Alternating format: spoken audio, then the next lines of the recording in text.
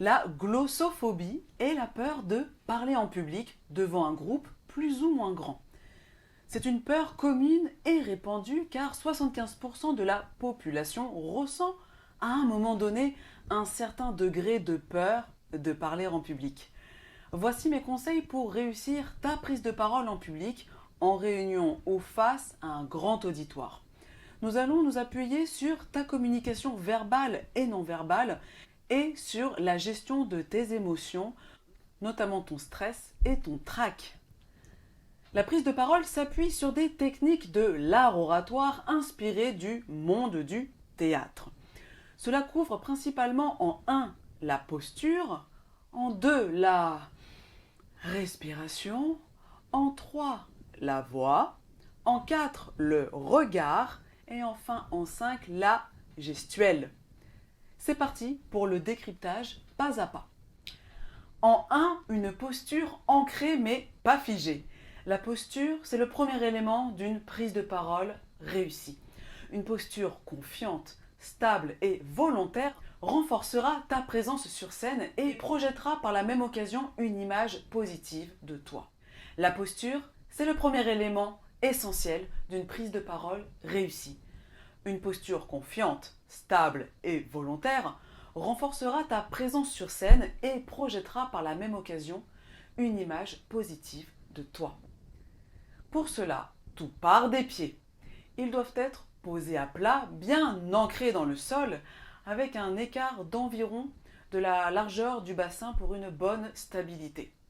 Les jambes doivent être droites, toniques et souples pour que, si tu dois commencer à marcher, ton mouvement semble naturel. Le haut de ton corps doit être bien droit pour ne pas être avachi, n'est-ce pas? Et ta tête bien droite comme si un fil tirait ta tête vers le haut. En 2, une respiration calme, posée et profonde donnera de l'énergie à ta voix. Avec de la pratique, la respiration t'aidera à gérer ton stress, ce qui n'est pas négligeable. La respiration est connectée à ta posture pour une raison mécanique toute simple. Il est plus facile de respirer lorsque l'on se tient bien droit que lorsque l'on est courbé, le diaphragme bloqué. L'air passe sans effort du nez au poumon et de la bouche au poumon.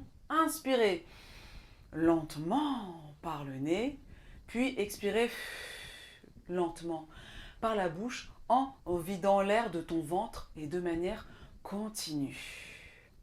La main posée sur ton ventre. Tu vas progressivement sentir que le rythme de ton cœur va ralentir et adopter un rythme plus calme, plus serein. Et si tu es serein, tes auditeurs le seront aussi. En 3, je te conseille de travailler sur l'amplification de ton timbre naturel. Nous avons tous une voix avec un timbre naturel particulier. Le mieux est d'apprendre à tirer le meilleur parti de ta voix, notamment grâce au chant, mais en apprenant à l'amplifier et à projeter ta voix efficacement vers le public. Pour cela, il faut parler en ayant l'impression de faire sortir le son depuis l'avant de ta bouche plutôt que depuis l'arrière de ta gorge. Je ne sais pas si tu entends, si tu sens la différence de je projette, je garde au fond de la gorge.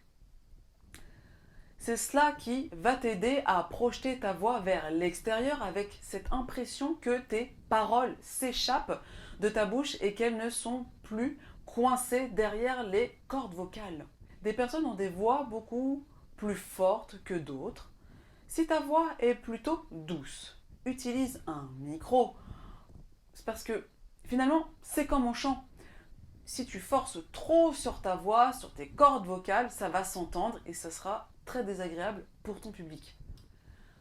En 4, le regard. Le regard est un élément essentiel à la prise de parole en public. Et oui, c'est un petit peu paradoxal, mais c'est lui qui permet d'établir une connexion avec ton public. Une connexion efficace qui va donner de l'énergie, de l'authenticité et de la force à ta voix. Le regard est également l'élément magique qui va permettre d'éviter les mouvements parasites, de parler trop vite, et qui permet aussi d'éliminer les fameux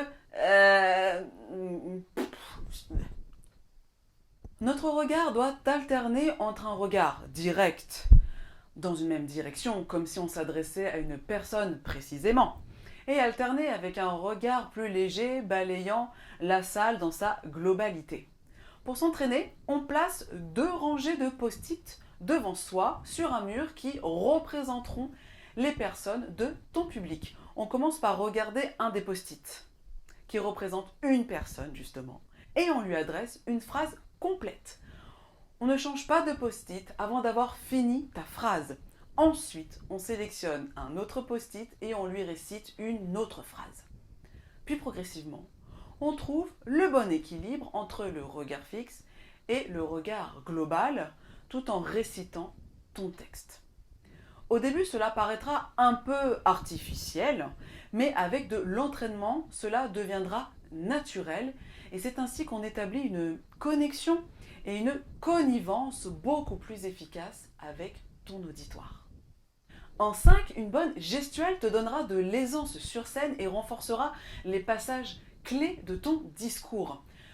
Une bonne gestuelle est naturelle, ouverte, expressive et tournée vers ton cher public. Si tu es plutôt expansif, tu peux faire de grands gestes et de nombreux gestes. Si tu es plutôt réservé, introverti, une gestuelle plus posée, mais tout aussi efficace et tout aussi adaptée. On dit que notre gestuelle est expressive car elle ponctue, illustre et renforce le discours.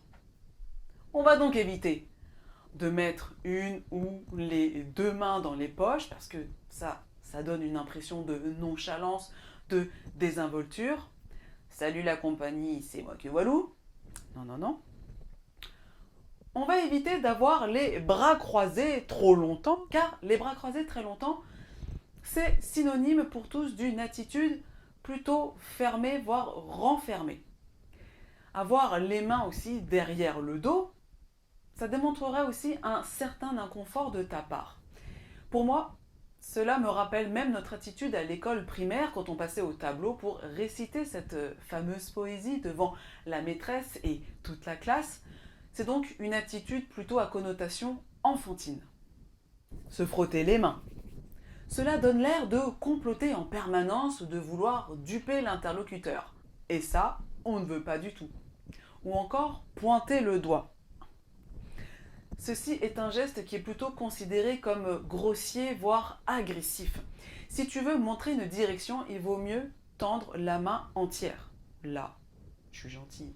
Là, je suis agressive. En bref, on commence par prendre une posture ancrée et on respire calmement. On laisse nos bras le long du corps, détendus. Imagine-toi en train d'établir le contact visuel avec le public qui est face à toi. Dans cette position, tu vas sûrement te sentir un petit peu mal à l'aise parce que c'est pas naturel du tout. Pourquoi ? Parce que c'est une posture plutôt vulnérable, très exposée et qui n'offre aucune protection ni physique ni psychologique face à ton public. Pourtant, quelqu'un qui va te regarder aura l'impression que tout est normal, que tout va bien. Et oui, ça, c'est le paradoxe de la gestuelle. Ce que l'on ressent peut être très différent de ce qui est perçu par l'extérieur.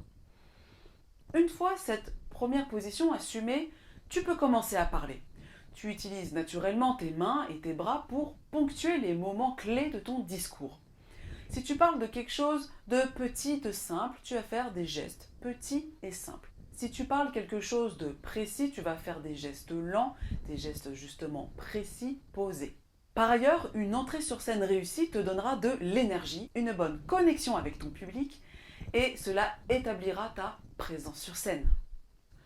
La première minute de prise de parole est la plus difficile parce que en fait, c'est la première impression que nous allons donner qui sera et qui restera dans l'esprit de nos auditeurs, de nos internautes, de nos followers. Les fameux sont le tic de langage le plus fréquent quand on parle. Et pour les corriger, on va utiliser le regard. Comme on dit, les s'éliminent avec les yeux. Teste et tu verras que l'intention que tu mets dans ton message et dans ton regard, eh bien, cet ensemble va gommer presque à chaque fois cette fichue envie de dire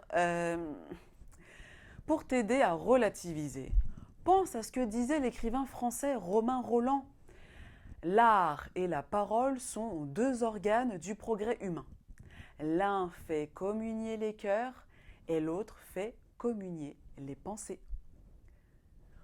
On conclut notre prise de parole par le fameux mot magique « merci ». Si le public t'applaudit, tu attends un peu, tu souris et tu quittes lentement la scène, toujours en essayant de garder le contact visuel avec toutes ces chaleureuses personnes. Bravo, tu l'as fait. Finalement, et comme pour, je dirais, tout travail, il faut un juste équilibre entre le fond du message que tu souhaites faire passer, faire comprendre, et la forme de ton discours qui se doit d'être dynamique, rythmé et structuré pour capter et garder l'attention de ton auditoire, comme j'arrive actuellement à le faire avec toi, avec enthousiasme et entraînement. Si pour toi, c'est un calvaire et ou source de stress de prendre la parole, contacte-moi par mail à contact@murielmax.fr. Alors à bientôt avec ton succès sur scène.